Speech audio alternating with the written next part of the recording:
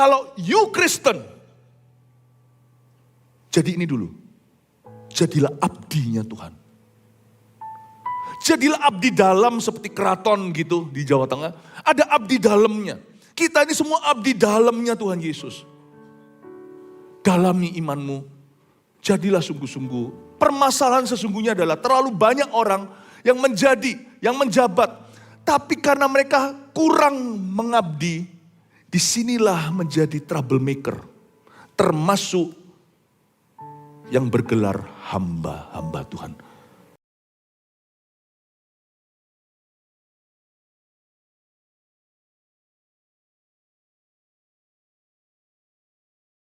Wahyu yang beda. Kebaktian ini sekarang mari kita baca dulu ayat demi ayat, cukup banyak, nanti tolong ikuti saya. Semoga Anda familiar dengan cerita Alkitab, kalau enggak, paling tidak Anda pasti akan mendapat sebuah remah. Ya, pulang semua harus membawa rema-rema dari Roh Kudus. Karena sekalipun khotbah ditujukan untuk semua orang, Roh Kudus itu satu persatu loh dalam kehidupanmu. Pastikan kau catat di hati. 1 Samuel pasal yang kedua, ayat yang ke-11 sampai 21 perikop yang saya pilih. Ini cerita tentang kejahatan seorang keluarga seorang hamba Tuhan namanya Eli. Anak-anaknya orang Surabaya bilang jahatnya Pol. Ya. Nah, kita nggak boleh contoh yang begini, sudah terlalu banyak orang Kristen yang trauma sama pendeta, hamba Tuhan, gereja, orang Kristen. Jangan saling menghakimi. Setiap kategori ini ada oknum-oknum yang mendukakan hati Tuhan dan yang membuat manusia salah paham sama sorga. Tapi kita perlu kupas ini karena mimbar kita tidak untuk jelekkan agama, jelekkan gereja, jelekkan orang Kristen. No, tetapi saya akan profesional bicara dari Alkitab. Dan kita jangan lihat orang lain, kita harus introspeksi diri. Tapi saya kasih judul yang positif sekali. Tuhan yang memuliakan pengorbanan kita. Tempo hari sebelum kita baca ya. Waktu kita adakan breakfast with God pagi hari pukul 4.30 subuh. Siapa yang hadir? Oh puji Tuhan. Di rooftop, di Mother Church atau gereja sentral, ada anak kecil. Saya nggak tahu karena waktu itu saya berlutut, saya berdoa. Saya lihat ada satu anak fotografi ministry bisa capture momen itu. Anak itu terlalu kecil, dia harus jinjit untuk bisa masukkan amplop persembahannya ke dalam kotak persembahan yang notabene segini. Enggak sampai dia. Semoga dia enggak nangis karena memberi itu sukacita. Lihat kayak gitu ya, saya semakin jatuh cinta, semakin menghargai gereja kita. Dan tidak ada seorang pun pendeta-pendetanya termasuk saya yang memberi teladan. Demikian pula hamba-hamba Tuhan. Orang-orang yang dekat kami tahu, janganlah kami ini mengaku-ngaku. Kalau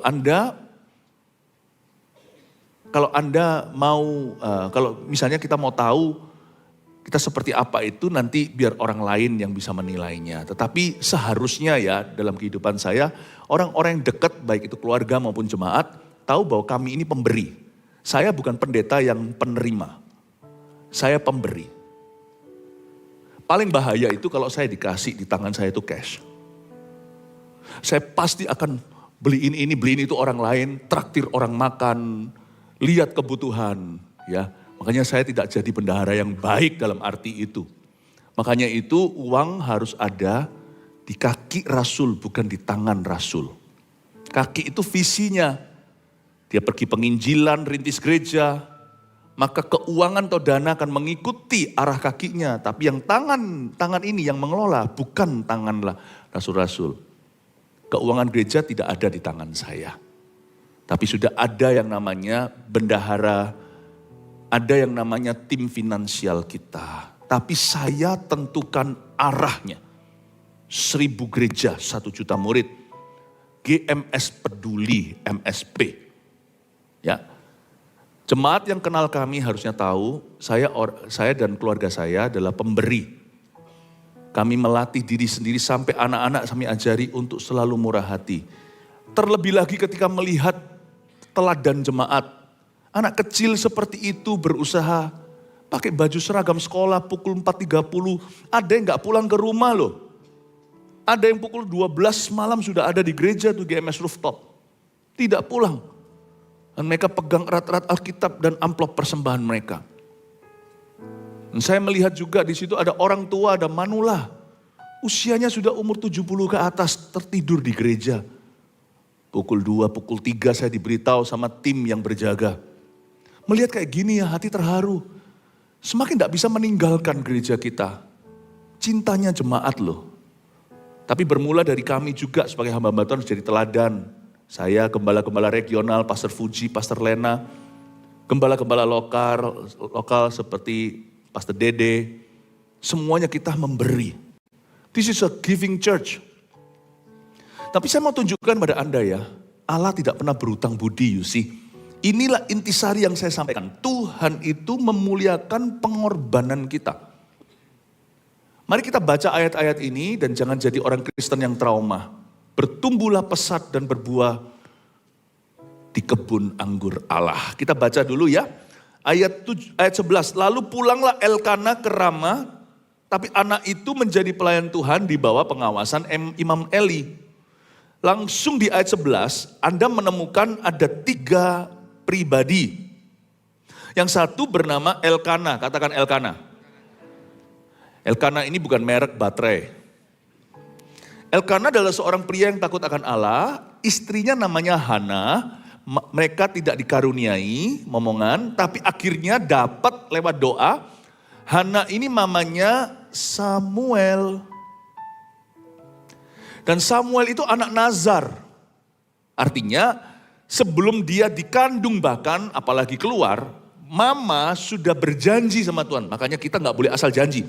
Sekali kita janji, kita sudah disumpah. Meskipun kita jangan sumpah kanan kiri, sumpah aku, sumpah jangan mudah sumpah. Orang yang suka sumpah itu saya justru pertanyakan kredibilitasnya. Karena orang yang sungguh-sungguh bisa dipegang janji, dipegang mulutnya adalah orang yang berkata ya di atas ya, tidak di atas tidak. Saya mau menjadi orang itu. Kalau saya bilang ya, saya tidak perlu dibumbui apa-apa. My word is my bond. Kata-kata saya adalah hidup saya. Jadi kau bisa pegang kata-kataku. Kalau saya bilang iya pasti iya. Kalau saya bilang tidak, saya tidak. Saya berkata tidak, berarti tidak. Saya pun belajar untuk tidak latah sebagai seorang imam. Kalau ada jemaat berkata doakan, kalau saya bilang iya, mati aku. Gitulah ceritanya. Harus saya doakan. Kalau enggak saya salah sama Tuhan. Kalau enggak jangan janji dong di depan. Paling tidak saya akan berkata, saya referensikan ya, saya arahkan pada pendoakan kita. Ya. Tapi kalau sekali saya berkata iya, saya pasti akan doakan. Kalau enggak, saya enggak. Karena doa saya enggak boleh basa-basi. Nanti kalau saya basa-basi terus, nanti lama-lama doa saya sampai sorga udah basi. Kenapa doa orang enggak didengar? Bukan karena dia kurang beriman, tapi dia bukan orang benar. Doa orang benar bila dengan yakin didoakan, kuncinya bukan di yakinnya. Iman itu enggak perlu dipompa. Kuncinya di statusnya. Doa orang benar, itu orangnya yang benar, doanya didengar. Jangan jadi orang yang suka bertele-tele saat berdoa, atau jangan jadi orang yang suka janji palsu.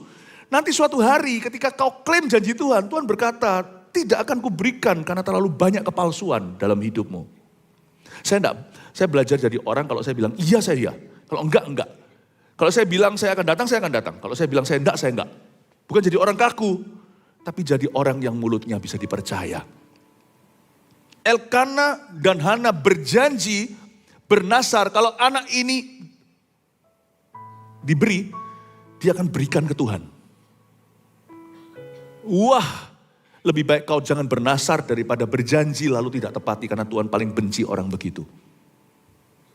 Tuhan itu tidak pernah menjadi seorang pembenci, tetapi berapa kali insiden dalam Alkitab, berapa instan, dikatakan bahwa Tuhan itu paling benci sama orang yang suka ingkar. Jadi ternyata Tuhan juga bisa tidak suka sama seseorang loh. Tuhan benci orang fasik. Ada orang berkata yang Tuhan benci dosanya. Baca lagi di Alkitab. Meskipun Tuhan mati bagi semua orang. Tapi Tuhan bisa muak. Tuhan berkata aku membenci orang fasik. Dan keturunan-keturunannya aku tolak. Wow. Ini adalah sesuatu yang tidak diajarkan di gereja modern yang mau nyaman. Mau aman. Main aman lah, yang mau diterima semua kalangan sehingga tidak mau kehilangan orang. Gak bisa.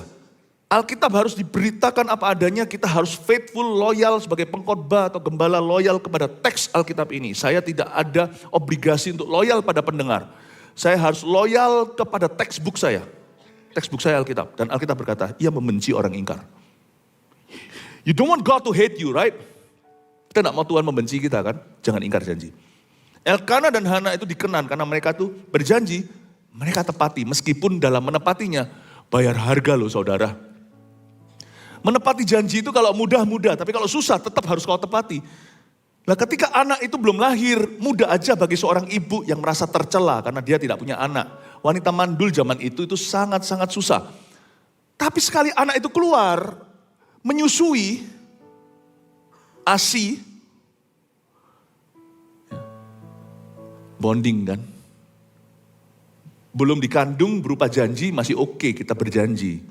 Tapi sekali ada di dalam perutnya, sudah diajak ngobrol, diajak ngomong sama mama, terjadi ikatan batin ya. Anak itu keluar lucu, pipinya cabi. Wangi-wanginya bayi. Lalu habis itu anak itu harus diberikan ke Tuhan. Menurut saya seorang ibu bisa berubah pikiran. Apalagi ini anak semata wayang yang ditunggu lama. It's easy. Sangat mudah kita itu berjanji ketika kita belum diberkati. Tapi ketika kita diberkati, kita tepat janji, that's difficult, my friend. Itu susah. Tapi saya angkat topi kepada Elkana. Lalu pulanglah Elkana ke Ramah. Tapi anak itu ditinggal menjadi pelayan Tuhan. Ninggal anak sekolah luar negeri, luar pulau, luar kota aja susah. Saya masih ingat kok anak kami yang terkecil sekarang itu masih sekolah. 2 anak kami sudah dewasa, 1 sudah menikah. Saya tinggal anak saya itu. Mumpung anaknya gak ada di sini, sekarang lagi sekolah di Australia. Dia cepat sekali, dari umur 16 sudah mulai pelajaran kuliah. Waktu saya tinggal, kita sama-sama berjanji gak nangis, tapi dia nangis. Saya dan mamanya mau tegar. Saya paling tegar. Waktu sampai keluar di sana, dia gak tahu karena gelap, kami bersembunyi di gelap. Dia kira kami sudah pergi, naik mobil, besok ke airport. Pagi-pagi, subuh-subuh. Saya lihat dia buka gordennya. Dan dia lihat sini. Dia gak kelihatan kami, tapi kami bisa lihat dia. Nangislah maminya. Saya peluk, gak apa-apa. Nangis. 16. Ini umur 6 tahun. Saya ditinggal mama umur 6 tahun waktu saya berobat akhirnya sekolah di Taipei, Taiwan. Saya gak lihat. Karena mama saya harus tegar, pulang. Tapi nanti waktu saya agak dewasa, saya baru tahu papa cerita. Tiap hari mama nangis, karena saya harus terapi. Every day. Elkana tinggal anaknya. Itu hancur hatinya. Itulah pengorbanan seorang yang bernasar pada Tuhan. Tapi saya akan tunjukkan, apapun juga terbaik yang kau berikan. Saya nggak ngomong soal materi. Kalau Anda memberi hidupmu kepada Tuhan dulu dan belajar untuk mentaati firman sekalipun nggak nyaman, sekalipun dalam duniamu firman itu nggak berlaku. Tapi kalau kita tetap bersikeras bersikuku untuk melakukan firman itu, God will not be indebted to you. Tuhan tidak akan berhutang budi padamu. Saya tunjukkan pada Anda, dia adalah Tuhan yang memuliakan pengorbanan. Pemberian itu mudah kalau kita melimpah. Memberi hidup itu gampang kalau tidak ada yang menantang. Tapi kalau kita memberi hidup dan seluruh dunia melawan, kita tetap memberi hidup kita. Kita taat sekalipun dunia berkata kau tidak relevan, kita tetap lakukan itu. Dan barulah pemberianmu itu berubah menjadi pengorbanan. Pujian itu kalau gampang, kalau mudah datang ke gereja di hari happy ya. Itu easy, itu mudah. Tapi ketika Anda sulit untuk memuji, Anda sedang berkabung mungkin, atau Anda sedang sedih, Anda sedang dirudung masalah, dan persoalan bertubi-tubi, Anda datang ke gereja lalu melihat PAW di sini berkata, mari memuji Tuhan. Anda gak kepingin seluruh badanmu itu menarikmu jauh. Ngapain memuji? Aku lagi susah hati, tapi Anda tetap tepuk tangan. Anda tetap menyanyikan lagu-lagu ceria sukacita meskipun berlinang air mata. Itu barulah pujianmu berubah menjadi korban pujian. Kami bawa pujian, we bring the sacrifice of praise. Kami bawa korban pujian ke dalam rumah Tuhan. Nangis padahal kami bawa korban pujian. Saya rasakan itu pada waktu tahun-tahun 2000-2001 terjadi kebangunan rohani di Surabaya. Anak-anak muda dilawat Tuhan, disitulah Pastor Fuji, Pastor Lena juga mengalami api Roh Kudus. Saya masih 20 lebih usianya dan baru menikah. Saya ingat suatu hari terjadi sebuah kejadian cukup serius ketika saya ada di Bukit Doa, memimpin kegerakan rohani. Sekitar 1000 anak-anak muda, pemimpin semua. Saya dapat telepon dari istri saya. Kan gitu-gitu bisa terjadi. Tahun-tahun 2000. Tapi sampai hari ini saya juga gak jelas kenapa. Ada sekelompok orang massa menggeruduk tempat kerja istriku. Saya itu gak punya musuh. Saya itu baru kembali dari luar negeri, pulang ke tanah air untuk melayani. Di saat kerusuhan 98 terjadi, saya pulang, 14 Mei saya pulang. Orang bilang saya gila. Teman saya bilang, Philip Mantova, are you crazy? Have you lost your mind? Saya bilang, no. I love Indonesia. Pulang. Kebangunan rohani terjadi, singkat cerita. Pada waktu saya mau sesi revival dengan leader, itu digeruduk massa bawa bensin, mau bakar. Saya tuh gak punya musuh. Kita tuh kerja baik-baik. Satu-satunya musuh yang mungkin ada adalah musuh salib kali. Itu singkat cerita, saya telepon sama istri saya itu, aku turun, gak keburu, itu puncak turun ke bawah. Dan istri saya itu makanya saya tahu saya tidak menikah dengan orang yang salah. Dia berkata, there's nothing you can do. Aku telepon kamu, sayang, untuk kita berdoa, untuk kita sembahyang. Setelah itu, kamu tetap harus khotbah. Karena mereka menantikanmu. Aku telepon ini kamu suamiku, kamu coveringku, kamu harus tahu. Tapi gak apa-apa, saya sudah telepon yang berwajib. Tapi saya gak tahu datangnya secepat apa. Tapi pokoknya sekarang kita sama-sama doa sepakat, kita di tangan Tuhan. Saat itu seperti padahal dia dalam bahaya, dia lebih kuat dari saya. Akhirnya saya berkata, doa amin. Setelah itu dia tutup telepon, itu paling sakit dia bisa tut, sudah selesai. Aduh, hati saya anjlok Bapak Ibu. Saya nggak tahu apa yang terjadi. Karena dia bilang ini masanya sudah datang semuanya. Saya berkata sama dia, saya tutup teleponnya. Pemimpin saya berkata, Ko, are you okay, Ko? Are you okay? It's okay.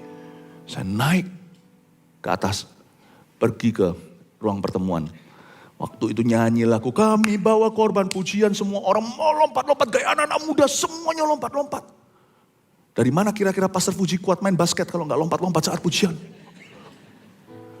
Waktu lompat-lompat itu, saya lompat tapi beberapa orang yang dekat memperhatikan kenapa saya lompat, tapi saya mewek, nangis. Saya berkhotbah, judulnya tahu nggak apa tema yang dikasih ke saya? Sukacita Tuhan kekuatanku. Coba bayangkan kebetulannya itu loh. Saya sampaikan sukacita Tuhan kekuatanku. Terakhir sebelum saya selesai khotbah, jangan cari perhatian. Selesai sebelum saya tutup, saya berkata, maaf, saya sebentar lagi harus langsung turun ke Surabaya. Saya nggak bisa berlama-lama, mestinya hari ini nginap. Besok kita baru selesai. Tapi saya hari ini malam ini juga saya harus pulang. Mereka lihat saya, loh kok kenapa? Anak-anak leader-leader semua, pemimpin muda-mudi. Saya berkata, karena istri saya dalam bahaya, keluarga saya dalam bahaya. Baru mereka berkata, pulang go. Amin, saya doakan mereka, kebangunan rohani terjadi, saya telepon, istri saya namanya Irene, tapi yang jawab Veronica. Mati nggak itu hati rasanya? Anjloknya kayak apa? Saya telepon lagi nggak bisa. Naik mobil saya kebut, nggak pernah Anda lihat F1, untung waktu itu nggak ada. Saya nggak ditilang. Saya ngebut itu gaya. Saya naik mobil saya nyetir sendiri zaman itu. Waktu itu kemana-mana. Saya turun gunung dengan super cepat. Mungkin film Fast and Furious itu terinspirasi dari kejadian itu. Saya lari, akhirnya tembus teleponnya. Saya pastikan kau adalah istriku, bukan malaikatnya. Dia bilang tadi tiba-tiba ada sekelompok massa lain datang mengkonfrontasi sebelum aparat tiba. Dan itu bubar. Waktu saya keluar dan yang ada di kantor itu keluar untuk bisa berterima kasih. Orang-orang itu lenyap tiba-tiba. Saya nggak tahu itu siapa. Sampai hari ini saya nggak ngerti itu apa, mengapa mereka datang, lalu siapa yang mengkonfrontasi. Sampai hari ini nggak ngerti. Tapi saya tahu itulah malaikat. Tapi hari itu di bukit doa, saya memahami kalimat ini. Ketika pujian berubah menjadi korban pujian. The most difficult things adalah waktu kau memuji saat berat hati. Dan melayani saat dirimu sendiri butuh dilayani. Dan akankah Tuhan berhutang budi kepada orang yang mau mengorbankan diri? No. Justru Allah menguji kesungguhan hati. Sampai hari ini saya tahu Tuhan ada di hidup saya bukan karena perbuatan kami. Tapi Tuhan tahu hati kami itu tidak pamrih sama Tuhan Yesus. Dan Tuhan menyertai orang-orang yang mau sungguh-sungguh. Amin Bapak Ibu. Allah kita adalah Allah yang memuliakan pengorbanan kita. Tapi kita masih di ayat pertama jadi kita harus segera. Mari kita lihat sekarang. Lalu pulanglah Elkana ke Rama, tapi anak itu menjadi pelayan Tuhan di bawah pengawasan Imam Eli. Imam Eli ini adalah imam yang jahat. Anak itu menjadi pelayan Tuhan, katakan Samuel kecil, menjadi pelayan Tuhan. Katakan menjadi pelayan Tuhan. Tahukah saudara bahwa kata pelayan di sini itu kunci? Bahwa sebelum kita bisa menjadi hamba Tuhan, karena hamba Tuhan itu kata yang berat, kita harus menjadi pelayan dulu. Jangan target hidupmu itu untuk jadi, tapi melayani. Karena barang siapa yang tertinggi, terbesar dalam kerajaan sorga adalah orang yang melayani. Kalimat ini luar biasa sebelum Samuel jadi nabi. Sebelum Samuel menjadi orang besar, sebelum Samuel jadi apa-apa, dia menjadi pelayan Tuhan. Jadilah pelayan Tuhan, melayani Tuhan itu harus dari kehidupan, dari hati yang terdalam. Melayani Tuhan itu bukan program. Melayani Tuhan itu sikap hati. Samuel dididik dari sikap yang terkecil, terendah. Dia diajari untuk mengabdi. Sebelum kau jadi apa? Jadi pengusaha. Sebelum Anda menjadi seorang profesional yang luar biasa. Sebelum Anda menjadi seorang pengkhotbah, hamba Tuhan atau apa. Sebelum Anda menjadi seorang pejabat. Sebelum Anda menjadi apapun juga. Kalau you Kristen. Jadi ini dulu. Jadilah abdinya Tuhan. Jadilah abdi dalam seperti keraton gitu di Jawa Tengah. Ada abdi dalamnya. Kita ini semua abdi dalamnya Tuhan Yesus. Dalami imanmu. Jadilah sungguh-sungguh. Permasalahan sesungguhnya adalah terlalu banyak orang yang menjabat. Tapi karena mereka kurang mengabdi, disinilah menjadi troublemaker. Termasuk yang bergelar hamba-hamba Tuhan. Bahaya kalau berkeliaran pendeta, tapi tidak dewasa rohaninya. Bahaya kalau ada yang notabene misalnya pendeta tetapi tidak ditempa karakternya. Tidak dimatikan akunya. Bahaya sekalipun pendeta loh ya, saya pakai satu profesi untuk mewakili profesi yang lain tentunya. Karena profesi ini dianggap paling rohani, tapi gak tentu jikalau Tuhan tidak hancurkan dulu di dalam dirimu ego atau keangkuhan itu. Semua itu harus dimulai dengan menjadi pelayan Tuhan dulu. Baru setelah itu menjadi apa? Hari-hari ini ke depan, be a good servant to the Lord. Amin Bapak Ibu. Jangan kita silau dengan apapun juga. Posisi, jabatan, gelar. Bagi saya secara pribadi, saya selalu ingatkan untuk tidak terlalu enjoy.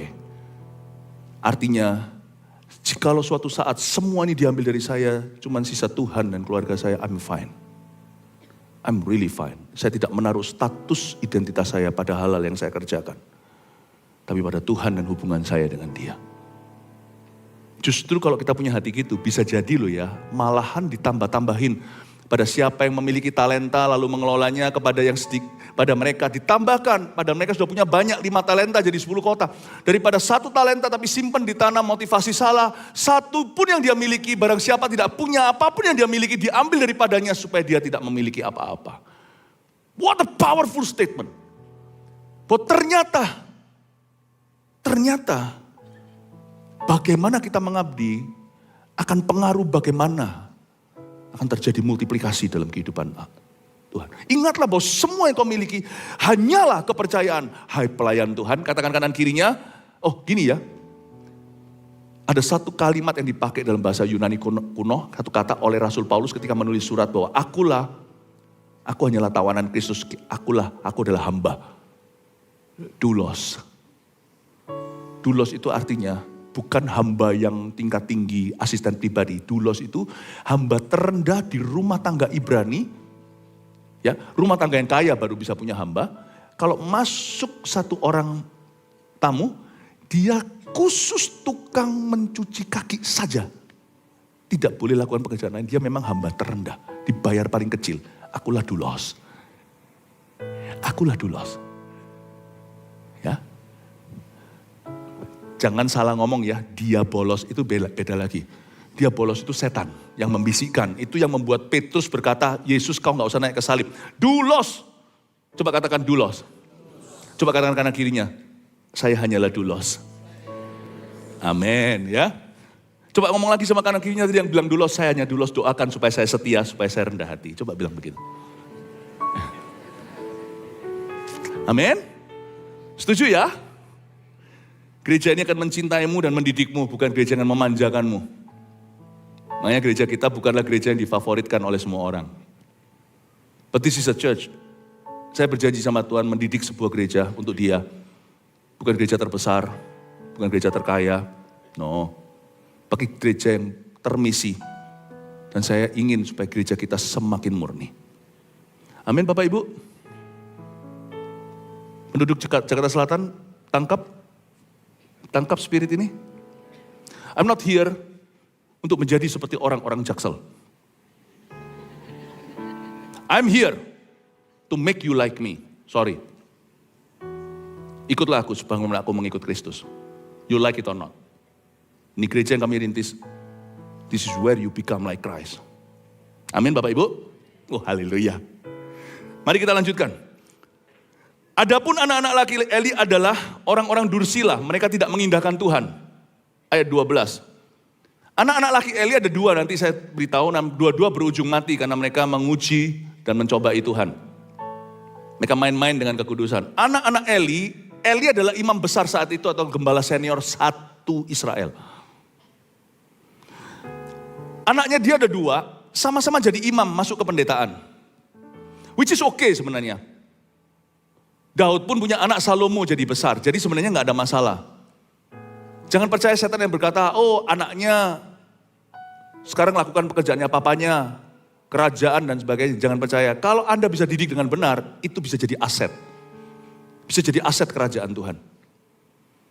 Bisa jadi aset perusahaan jika di sini ada orang yang punya perusahaan lalu tiba-tiba anaknya bisa membuatnya jadi lebih pinter, lebih smart, lebih AI misalnya. Papanya nggak ngerti AI. AI itu apa? Kalau orang Surabaya AI itu AI, tante. It's okay, tapi anak-anak Eli ini lain karena mereka jadi jahat. Ini juga kegagalan ayah, kegagalan anak, nanti ibadah dua. Saya jelaskan di mana jebakan-jebakan parenting yang harus Anda hati-hati apapun profesimu hari ini. Adapun anak-anak laki-laki Eli adalah orang-orang dursila, katakan orang-orang dursila. Orang-orang dursila itu di sini arti dursila dalam bahasa Ibraninya karena perjanjian lama pakai bahasa Hebrews. Itu sons of Belial, B-E-L-I-A-L. Belial itu adalah seperti Baal, tapi Belial itu adalah ilah atau berhala yang terkenal dam. Bahasa Inggrisnya D-U-M-B. Dam itu seperti orang yang bengong. Ini adalah dewa dam. Saya nggak berani ngomong karena mulut saya terlalu halus. Karena mulut saya ini dipakai untuk menyahut ke sorga demi umat. Jadi mulut saya tidak boleh sumpah serapah. Mulut saya ini harus dijaga karena ini nanti didengarnya doa itu di sini. Bukan di sini, ini hati ini saya jaga. Mulut ini nanti yang akan menjadi jawaban doa di sini. Jadi maafkan saya tidak akan eja. Saya tidak akan ucapkan kata itu. Tetapi Belial itu adalah T-O-L-O-L. Jangan disebut. mulut kita harus terlalu lembut untuk mengucapkan kata-kata seperti ini. Karena di mulutku ada Tuhan. Maleaki katakan, di mulut imam itu dicari apa sih sama umat? Dicari pengajaran. Karena itu hamba Tuhan tidak boleh, harus jaga mulut. Itu pun kadang-kadang kita masih salah bicara. Tapi Belial di sini itu adalah dewa Tolol. Kok ada ya dewa kayak gitu ya? Kok ada ya? Ada. Berarti ini adalah dewa pagan atau dewa orang-orang Kanaan. Jadi ini bukan dewa yang dikenal oleh Israel. Tapi kenapa anak imam besar, anak gembala tertinggi saat itu di Israel, disebut sebagai orang-orang yang menyembah Belial atau dewa Tolol? Karena mereka bersifat begitu. Mereka bersifat Tolol dan mereka sangat jahat, wicked and dumb. Kedua anaknya, padahal sama sekali tidak ada penyembahan berhala itu, tapi diasosiasikan. You know the world, orang-orang dunia berkata stupid is as stupid does. Stupid does is as stupid does. Kebodohan itu tidak perlu diakui. Orang lihat perbuatannya tahu bodoh atau kagak. Inilah dewa kebodohan. Dan mereka menyebut anak-anak Eli orang yang begini. Why? Kenapa mereka disebut begini? Mari kita sekarang lihat kejahatan mereka. Dan lihat hati yang benar seperti apa. Kita lihat ayat 13. Ataupun batas hak para imam terhadap bangsa itu. Mereka tidak mengindahkan Tuhan. Ini alasannya ayat 12 akhir. Mereka enggak mengindahkan Tuhan. Ataupun batas hak para imam terhadap bangsa itu. Mereka merasa bahwa karunia yang Tuhan berikan alias kepercayaan, itu adalah hak bebas mereka. Ini benar dalam konteks pelayanan, karena mereka adalah hamba-hamba Tuhan. Tapi dalam konteks kita semua, apapun yang Tuhan berikan padamu hari ini kepercayaan, kau tidak memilikinya. Dan mereka itu saking damnya, kebodohan, sampai gak bisa lihat itu. Mereka disilusi, halusinasi. Sehingga mereka tidak bisa melihat bahwa sesuatu itu kepercayaan dari Roh Kudus. Mereka tidak mengindahkan Tuhan. Nanti kita lihat mereka menginjak-injak persembahan umat. Tidak mengindahkan Tuhan. Gimana caranya? Wong mereka setiap hari pakai nama Tuhan kok. Mereka ini imam yang profesional. Mereka itu mempersembahkan korban itu sudah hafalan.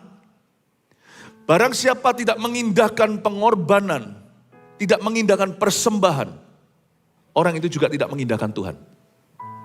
Siapa yang tidak mengindahkan umat Tuhan, jikalau dari sisi pelayan Tuhan misalnya, dia tidak mengindahkan Tuhan. Musa pernah melakukan kesalahan yang fatal, dia marah-marah, muring-muring, sikat sana sini, gak jaga kata, gak jaga kalimat. Dan dia marahi siapa? Umat Tuhan, memang mereka salah, tapi Musa juga ikut salah. Akhirnya Musa gak masuk ke tanah perjanjian. Sebaliknya, umat Tuhan yang mulai naik ke atas kepala, gak mengerti batas-batas rohani, padahal bukan soal benar atau salah, dan mereka mulai mengada-ngada, namanya Korah, Datan, Abiram, dan 250 orang-orang ternama, semua spiritual leader, mereka semua menentang Musa dan Harun, sampai Musa dan Harun yang rendah hati berkata, lu orang ngapain gini sama kita? Kita ini siapa? Kita tuh sama-sama kalian. Emangnya 250 itu berkata, dipimpin Korah, memangnya cuman lu doang, cuman kamu doang yang bisa mendengar suara Tuhan. Mereka lupa, jikalau pemimpin tidak bisa semena-mena terhadap jemaat, jemaat juga tidak bisa semena-mena terhadap pemimpin. Mereka lupa, mereka menjamah biji mata Allah. 250 itu ditelan hidup-hidup oleh tanah. You see, pelayan Tuhan itu milik Tuhan. Jemaat Tuhan milik Tuhan. Kita harus mengerti batas-batas kita yang dari Tuhan. Dan anak-anak Eli tidak peduli. Dan mereka merasa mereka lah bos atau hidup mereka. Sehingga mereka akhirnya disambar api dan mati. Kalau Korah ditelan hidup. Bapak, ibu, saudara tahu nggak? Ada orang-orang yang gagal di gereja, di hidup nanti ditelan Tuhan. Di hidup nanti ditelan Tuhan. Karena mereka tidak mau dibentuk di bawah Musa dan Harun, di luar mereka akan dikerjain. Dan waktu dikerjain mereka teriak juga gak didengar. Kenapa? Karena Tuhan yang utus itu. Bukan Tuhan yang utus setan, bukan. Tuhan izinkan duri itu. Bukan karena mereka setia, supaya mereka rendah hati. Tapi supaya mereka bertobat. Bapak, Ibu, Saudara, mereka tidak menghargai batas para imam. Lalu kita lihat apa yang mereka lakukan ayat 13, ataupun batas hak para imam terhadap bangsa itu setiap kali seorang mempersembahkan korban sembelihan sementara daging itu dimasak. Datanglah bujang imam membawa garpu bergigi 3 di tangannya. Zaman dulu kan tidak pakai nilai tukar, jadi mereka mempersembahkan itu daging, tapi lemak itu harus pertama-tama dipotong untuk Tuhan. Setiap persembahan itu ada 3 bagian. Bagian pertama itu yang langsung untuk Tuhan dulu, makanya lemak itu milik Tuhan yang terbaik. Lalu kemudian ada bagian untuk worshiper itu. Orang yang memberikan korban tersebut itu ada bagian mereka. Tuhan itu gak perlu disuruh, kita gak perlu pamrih. Tapi kalau setiap orang mempersembahkan sesuatu pada Tuhan, itu sudah sifat ilahi, Allah tidak akan hutang budi. So there will always be, apapun yang kau korbankan pada Tuhan, waktu, talenta, selalu ada satu bagian itu akan kembali kepadamu. Tidak usah diminta. Tapi ada satu bagian lagi itu yang milik imam. Nah, milik imam ini tricky. Ya, milik imam. Milik imam itu adalah batas yang disetujui oleh sistem agamawi saat itu. Gereja juga harus punya sistemnya, saya kasih bocoran supaya Anda tahu. Di gereja kita, semua kita full timer, dari gembala senior dan semua gembala yang full time, semuanya ada gaji yang fix. Jadi apakah persembahan, persepuluhan itu naik atau turun, tidak ada pengaruh ke kami. Dan tidak bisa seorang pun dari kami itu motivasi. Kami digaji bukan karena pelayanan hari minggunya. Gak bisa perhitungan karena pelayanan berjemaat itu free. Digaji karena jam kantor. Karena orang-orang ini tetap punya keluarga dan harus ada penghidupan. Dan orang-orang yang terpilih masuk dalam liga full timer ini semuanya harus dari bawah membuktikan dalam pelayanan dulu secara rohani lalu kompetensi. Jadi dengan kata lain, tidak kerja di gereja, jikalau memang terpaksa harus kerja nyambi, tetap akan ada pengaruh di dedikasi waktu. Orang-orang ini tetap akan dapat gaji di dunia dan dapat gaji yang sama. Kurang lebih, tapi mereka pasti bisa hidup dan bisa berhasil. Karena orang-orang yang masuk ke gereja, untuk jadi full timer, jadi imam atau jadi hamba-hamba, jadi full timer, bukan orang yang berkata, aku merasa terpanggil. Tapi harus nunjukkan bukti ujian waktu, ujian rohani harus ada kompetensinya di situ. Jadi dibayarlah hak imam ini dari persembahan yang diberi jemaat. Dari mana? Dari jam kantor yang mereka berikan seminggu itu sehingga mereka tidak bisa bekerja di mana-mana. Tapi pada waktu weekendnya ibadah melayani semuanya itu tidak dihitung situ karena semua kita dengan volunteer sama. Gak ada di antara kami kalau pelayanan 5 kali atau 7 kali itu nanti beda bayaran. Gak ada. Karena kami bukanlah gembala upahan. Saya jadi ingat perkataan Yohanes Pembaptis. Dia bilang begini. Cukupkan dirimu dengan gajimu. Jikalau Anda memilih sebuah profesi dan gajinya segitu, Anda harus perhitungkan dari depan. Kalau Anda tidak puas dengan itu, jangan jadi itu. Nanti justru masuk pencobaan. Cukupkan, kata Yohanes Pembaptis. Lalu setelah itu sisanya adalah kelola. Apapun bagian imam yang kau terima, kalau kau foya-foya, akhirnya dengan bagian imam yang diterima, seperti 1-2 talenta, atau 5 dikelola, nanti beda di garis akhirnya. Itu masing-masing pribadi harus punya hikmat, masing-masing family. Supaya Anda mengerti hak imam itu. Jadi di dalam sistemnya zamannya Eli, kacau balau. Eli pegang uang. Dalam sistemnya di zamannya Kisah Para Rasul nanti jadi indah. Mereka meletakkan di kaki rasul-rasul itu bukan berarti panggungnya tinggi. Karena zaman-zaman itu tidak ada panggung. Itu juga kiasan bahwa mereka meletakkannya pada arah rasul. Tapi nanti akan ada orang-orang yang menangani keuangan tersebut. Jadi Anda harus mengerti kalau beribadah. Saya harus jawab semua trauma yang pernah terjadi di dalam orang-orang Kristen yang gak mengerti ini. Ada gereja yang sehat manajemennya. Ada gereja yang kacau. Sama dengan negara yang kacau, ada negara yang disiplin ada. Sama dengan setiap keluarga, setiap bisnis, setiap usaha. Juga ada yang kacau, ada yang termanage dengan bagus. Bahkan ada yang sangat-sangat profesional. Bisa menjadi teladan buat yang lainnya. So that you will have peace. Di gereja ini, every one of us, semuanya digaji dengan sehat. Amin. Karena ini masih fresh, barusan Breakfast with God, jadi saya dedikasikan kebaktian pertama untuk meletakkan fondasi. Nah, ini dia, anak-anak Eli itu gak ngerti gini. Dia gak punya batas hak para imam. Bagian Tuhan diambil, bagian umat diambil. Dan mereka sendiri tidak produktif. Mau ngapain setiap hari? Mereka ini adalah hamba-hamba Tuhan skandal. Kalau Anda baca 1 Samuel, mereka tidur sama singernya, tidur sama asyernya. Itu ada di ayatnya, meskipun tidak ditulis asyer atau asyer ditulis sih, penjaga gerbang. Para wanita yang melayani di gerbang Tuhan. Mengerikan sekali bahwa ternyata dari zaman dulu sudah ada dosa berkedok agama. Tapi ayat ini menjelaskan pada kita bahwa hal ini tidak perlu terjadi. Dan sekali lagi kalau Anda bekerja sesuatu, kemarin saya tanya sama satu orang, ada seorang jemaat, anaknya jadi akhirnya bukan bekerja di company mana, tidak interview. Dia berkata karena bayarannya segini maka begini, oke dia usaha sendiri dengan kepandaian yang Tuhan beri, dengan tuntunan orang tua dia bisa jadi. Tapi gak semua orang kan bisa entrepreneur atau kerja sendiri dengan otak sendiri, tidak segampang itu. Banyak orang yang kerja sama orang merasa enak ya kerja sendirian, enggak juga, pusingnya banyak. Kalau Anda tidak punya kukunya, jangan jadi macan di rimba. It's okay jadi kucing di rumah. Banyak orang tidak paham ini. Mereka hanya melihat berkat orang lain, tapi dia tidak punya set of skill, tidak punya skill yang sama seperti orang itu. Setiap orang punya talenta beda. Nggak tentu yang satu lebih kasihan daripada yang 5. Tergantung cara Anda mengelola. 5 pun bisa merugi jadi 1/5. Karena itu Bapak Ibu Saudara, janganlah kita saling melirik. Jikalau Anda memilih satu profesi, dan Anda lihat gaji itu, kalau Anda punya angan-angan adalah, misalnya kita suka beli barang-barang mahal-mahal, nggak cocok deh ini dengan profesinya. Jangan, bukan dari keluarga yang mumpuni, bukan dari keluarga yang berada. Lalu habis itu Anda begini, hati-hati dengan orang kaya baru nanti. Lebih baik jangan masuk ke dalam suatu bidang, kalau Anda tahu di situ aspirasimu nggak tercapai. Tapi kalau Anda masuk ke sana, misalnya sebagai dokter, Anda memang mau mengabdi, ada dalam diri Anda itu suatu beban ilahi untuk melakukan ini juga sebagai perbuatan baik. Dan I think boleh masuk ke situ.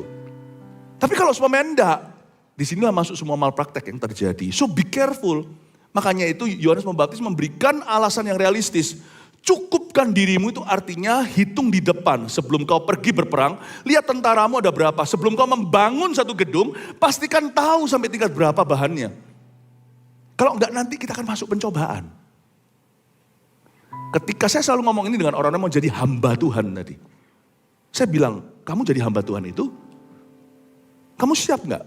Loh enggak tentu hamba Tuhan itu jadi miskin atau kaya. Enggak tentu, kan ada latar belakangnya, tergantung dia dari keluarga apa. Dan bagaimana kita itu memanage, mengatur ekspektasi kita. Apa yang kita expect dari pelayanan.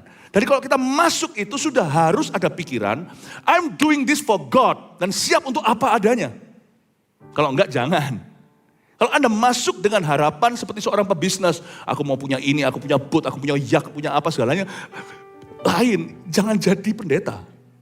Kecuali kalau Anda memang berasal dari keluarga memang sudah bisa beli yak. Nangkep ya ini ya. Aturlah ekspektasimu di depan, realistislah cukupkan dengan gaji. Bukan berarti akan berhenti dengan gaji itu kalau kau kelola. Itu bisa menjadi sesuatu. Sedikit keberuntungan dari Tuhan, open heavens ini. Apa yang Anda ada di tanganmu, 5 roti 2 ikan itu bisa menjadi 5.000 atau 12 bakul penuh.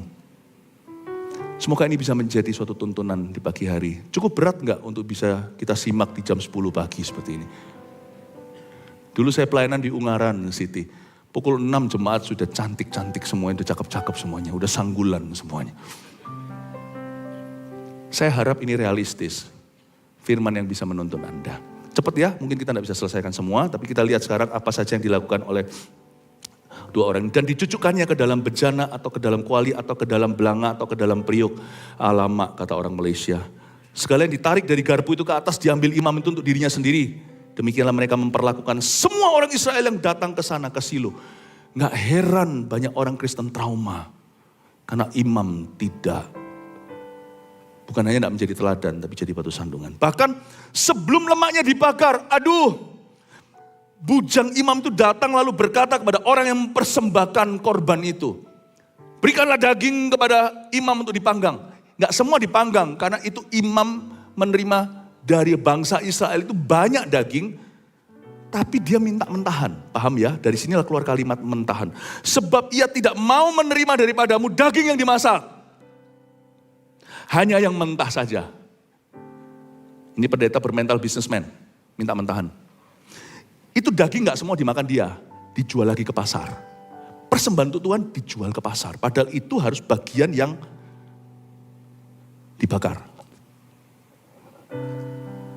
Dari sinilah keluar kata, mentahannya saja, hanya yang mentah saja. Seorang hamba Tuhan sejati tidak akan minta.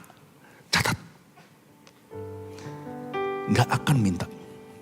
Nggak akan memalak Anda. Nggak akan nge-charge Anda. Itu sesuatu yang memang sudah di luar gaji yang sah. Karena secara profesional, jam kantor dan sebagainya, tidak akan.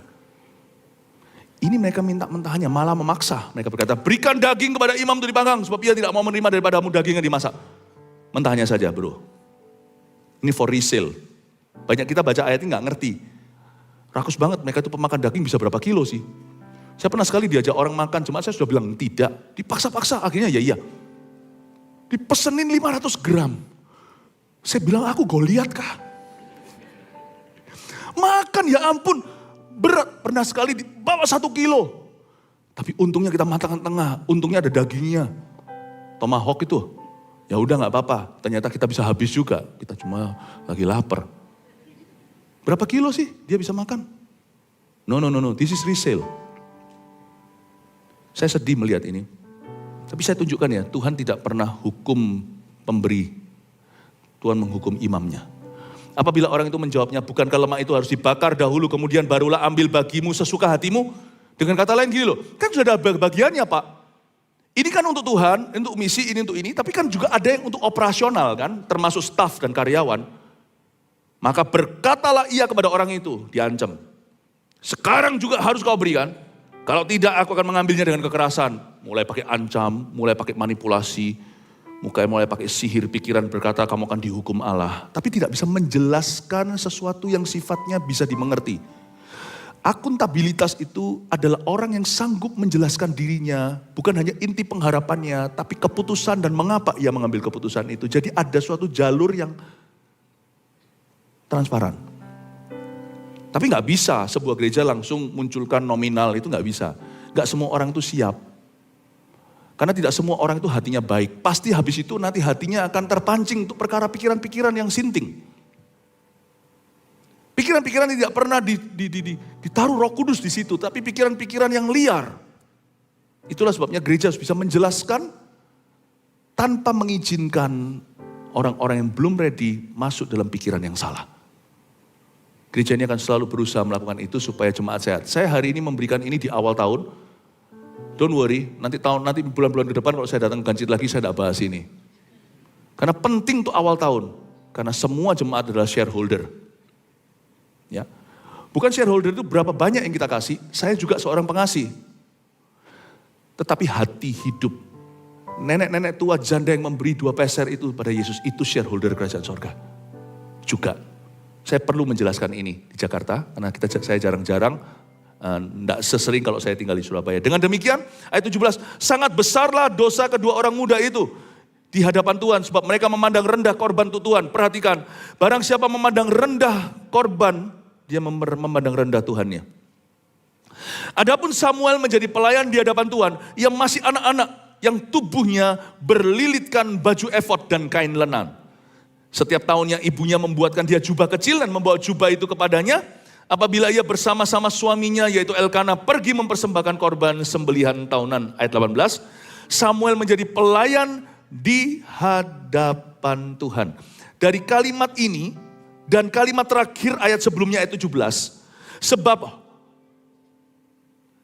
Hofni dan Pinehas, sebab mereka anak-anak Eli, ya, anak-anak Eli, Hofni Pinehas itu anak-anak Harun, sorry.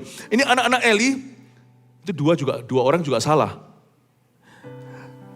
Tapi kedua anak Eli ini nanti matinya bukan disambar api, tapi dibunuh dalam peperangan, mereka menculik tabut perjanjian, tapi intinya mirip sama anak Harun juga. Yang namanya dua orang muda ini, mereka memandang rendah korban untuk Tuhan. Catat, memandang rendah korban untuk Tuhan. Lalu kalimat berikutnya, Samuel jadi pelayan di hadapan Tuhan. Saya ulang, ada dua orang memandang rendah Tuhan. Lalu tiba-tiba ada satu orang yang menjadi pelayan Tuhan di hadapan Tuhan.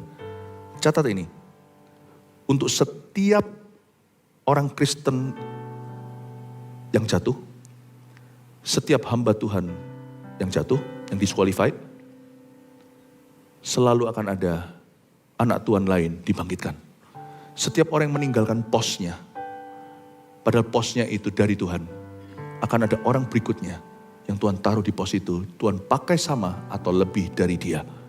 Karena Tuhan punya pekerjaan akan terus berlanjut. Tuhan tidak pernah bisa dikalahkan keadaan. Dari ayat ini saya menemukan sesuatu. Untuk setiap orang Kristen yang trauma, akan ada orang Kristen yang sembuh dan yang akan menyembuhkan sesamanya. For every fallen minister, there is another God will raise. Makanya kalau kita melihat ada seorang anak Tuhan atau hamba Tuhan jatuh, jangan kita tertawa, jangan kita mengejeknya, jangan kita juga menjadi pendakwah. Tetapi waktu kita melihat itu, pasti sudah diatur oleh seseorang nanti. Kalau kita bukan apa-apa, kalau kita melihat seperti itu, berdoalah. Tuhan, di tempat di mana anak Tuhan ini jatuh, bangkitkan seseorang yang lebih baik. Karena pengorbanan itu akan terus ada di dalam rumah Tuhan. Tuhan selalu akan membangkitkan. Katakan, kita punya Tuhan yang selalu membangkitkan. Setiap tahun ibunya membuatkan dia jubah kecil. Lalu kita lihat ayat 20, 21 lalu selesai. Lalu Eli memberkati Elkanah dan istrinya.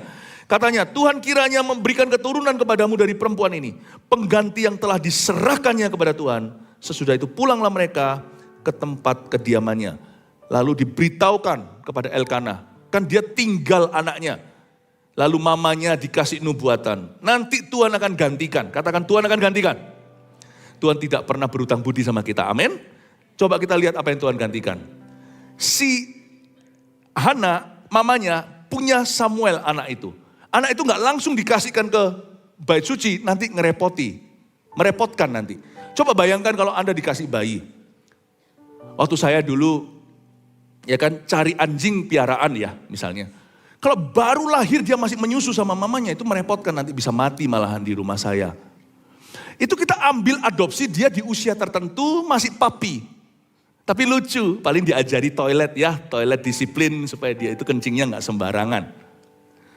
Apapun yang kita berikan kepada Tuhan, itu kita harus persiapkan. Tidak boleh kita hanya begitu saja, asal lepas tangan. Tanggung jawabnya Elkanah dan Hana itu luar biasa. Dia punya anak, disapih dulu kalau Anda lihat. Sampai umur kira-kira 5 dia lepas susu, dia sudah bisa, gak perlu pakai diaper, dia bisa kencing sendiri. Baru dia ditinggal di rumah Allah supaya gak merepotkan Eli. Tuhan melihat, Tuhan beri benih, kasih bayi, tapi dikembalikan itu sudah dikelola. Apapun yang kau kembalikan ke Tuhan, baik itu talenta, apapun itu juga, tidak boleh mentah. Apapun yang kau berikan itu, sudah harus dalam kapasitas yang berbeda. Andai kata bangsa memahami poin ini, maka akan ada berkat Allah. Kalau enggak nanti bahan mentah semuanya, seharusnya sudah harus dikelola dulu, sudah harus diproses dulu. Apapun yang kita eksporkan, itu sudah diproses. Itu jauh lebih menguntungkan buat bangsa dan negeri itu. Kalau kita punya skillnya, kalau kita punya manpowernya, kalau kita punya disiplinnya, kalau kita punya hikmatnya. Elkanah dan Hana memahami itu. Anak ini tidak boleh merepotkan bait Allah. Bait Tuhan itu repot sudah dengan penyembah-penyembah harus mementori bangsa Israel. Karena itu Elkanah dan Hana berkata, ini memang untuk Tuhan, tapi 5 tahun sama kami dulu, kami rawat dulu sampai dia bisa ke toilet sendiri. Baru diserahkan. Waktu Tuhan melihat mereka memberi pengorbanan tidak asal-asalan. Mereka memberikan persembahan pengorbanan hidup mereka itu dengan sungguh-sungguh dipersiapkan. Bukan impulsif atau bukan dadakan, oh ya gini aja, aku bisa apa ya, nggak pernah dipikirkan. Baik itu persembahan dalam rupa dana juga, apa ya, kira-kira apa adanya. Tapi sesuatu yang sudah benar-benar didoakan, diperhitungkan, jadi tidak gegabah. Tidak gegabah memberi lebih banyak karena merasa lebih terdorong, jangan. Tidak gegabah memberi lebih sedikit karena ya sudah, asal-asalan apa adanya juga tidak. Apapun yang kau persembahkan pada Tuhan, baik itu waktu, talenta, apa yang bisa kau lakukan lewat jabatan, posisimu, apa yang kau bisa lakukan bersama dengan keluargamu, semua itu harus direncanakan. Kalau kita kayak gitu pengabdiannya sama Tuhan, Allah kita itu bukanlah Tuhan kita bukanlah Allah yang tidak menghargai pengorbanan. Kalau dia melihat pengorbanan pemberian kita itu dengan penuh perencanaan, Tuhan akan merencanakan sesuatu yang lebih ajaib. Coba lihat ayat 21, dengan ini saya selesai. Dan Tuhan mengindahkan Hana. Katakan haleluya. Sehingga dia mengandung dan melahirkan, ready? 3 anak laki-laki dan 2 anak perempuan lagi. Kamu kasih aku Samuel yang kau persiapkan. Aku kasih kamu 3 Samuel baru. Dan kasih kamu Samuel Wati. 2 lagi. Dikasih 1, mereka tidak pamrih. Hana tidak tahu kalau saya kasih Samuel ini, nanti aku punya anak lagi enggak? Karena aku sudah dari dulu sudah divonis mandul dan sekarang lebih tua. Jangan lupa loh, sesudah mereka meninggalkan Samuel di bait Allah, 5-6 tahun kemudian baru hamil lagi, tiap tahun 1 setiap 9 bulan, 3 anak laki-laki dan 2 anak perempuan lagi. Waktu dia berikan, dia nggak tahu apakah dia akan dapat kembali. Sepatutnya begitu kalau kita mengabdi, tidak boleh pamrih. Karena itu kalau di dalam gereja kita, kalau kita melayani, kita tidak boleh punya pikiran, aku melayani aku dapat apa. Aku memberi untuk Tuhan, aku dapat apa. Tidak pernah. Kalau kita memberi selalu demi kasih. Kalau kita melayani itu karena kita terpanggil. Dan setelah dia berikan, Tuhan kasih dia 3 anak laki-laki dan 2 anak perempuan. Sementara itu semakin besarlah Samuel yang muda itu di hadapan Tuhan. Listen to me, dengan ini saya selesai. What you give to God, you cannot outgive God. Apa yang kau berikan pada Tuhan, kau tidak bisa melampaui Tuhanmu. Saya yakin hidup yang kuberikan pada Tuhan Yesus dalam kapasitas panggilan saya, Tuhan tidak utang budi. Suatu hari saya akan mengerti, Lord, you're the best thing that has happened to my life. Engkau yang terbaik yang pernah terjadi dalam hidup saya. Karena itu Bapak Ibu Saudara, tahun ini mari kita jalani. Apapun yang kau lakukan untuk Tuhan, jangan pernah kau ragukan.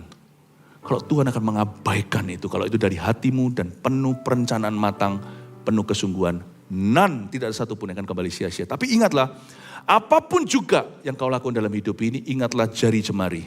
Bisa diangkat tangannya seperti ini. I do this for him. Apapun yang kau lakukan demi Tuhan, lakukan ini. Aku melakukan ini untuk Tuhan. Jangan pernah perhitungan dengan Tuhan Yesus, apapun itu juga. Tuhan mengasihimu. Biar CG-mu semakin berbuah. Karena banyak CGL yang meluangkan waktu. Saya itu kagum sama CGL-CGL kita. Mereka sendiri kerja. Mereka juga sudah punya bobot pekerjaan mereka. Tapi masih mendoakan anggota-anggotanya. Padahal itu domba-dombanya Tuhan. Mereka masih doa, puasa, mempersiapkan sharingnya. Lalu setelah itu nanti CG-nya belum lagi yang konseling. Belum lagi yang sudah ditekuni. Lalu habis itu gak mau. Respect saya dengan para CGL. Ingatlah, Tuhan tidak akan pernah berhutang budi dengan Anda. May what you sow in his field. Biar apa yang kau taburkan di dalam rumah Tuhan. Tuhan akan melihatnya. Dan membuatmu menuai dalam rumah tanggamu. Biar apa yang kau tabur dalam rumah Tuhan. Akan kau tuai di keturunanmu. Kasih tepuk tangan untuk Tuhan. Mari kita semua bangkit berdiri. Thank you Jesus.